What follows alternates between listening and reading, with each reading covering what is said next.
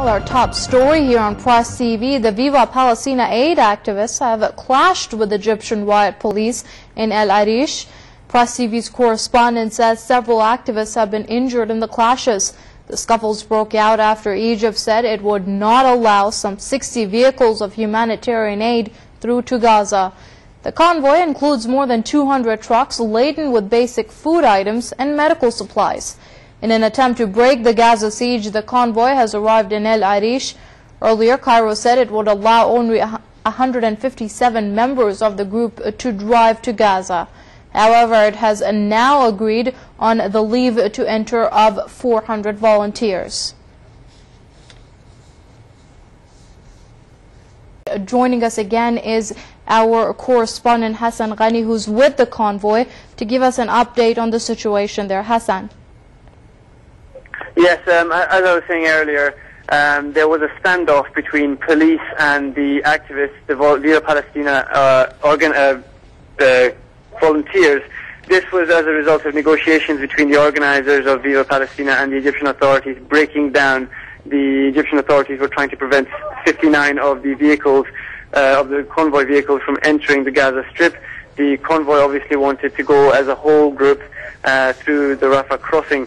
The negotiations broke down and the activists decided to hold a protest, a peaceful protest outside the seaport where the vehicles are being held. That was met by hundreds of riot police storming into the area and forming a blockade around the compound. That standoff lasted for about an hour and a half, 2 hours, and things seemed to have calmed down for a short period, but there was a minor scuffle at the side of the standoff and some confusion. The Viva Palestina Convoy members seem to have thought that one of their members was being beaten by the police, and then basically clashes broke out between both sides. Rocks and bricks, quite large ones, were thrown by the police at the convoy. The convoy returned stones and bricks in the police's direction. The windscreens of the trucks of the convoy have been smashed. The buildings in the compound have been smashed by the volunteers. There's been a lot of violence here. There are many people who have been injured. Several people have serious head injuries and are being looked at by doctors in the convoy. Ironically, much of the medical equipment that is meant for Gaza is now being used to treat those volunteers who are trying to take that equipment to the Gaza Strip. The organizers are now currently speaking to the police outside to try and calm the situation down.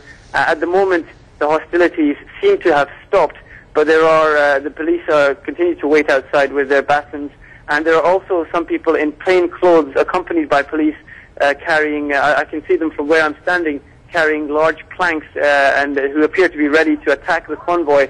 They're waiting on the perimeter of the convoy's compound, seem to be waiting for more violence. Well, that was Press TV's Hassan Ghani reporting to us from El-Arish. Obviously, we will be updating you on the situation as the story develops.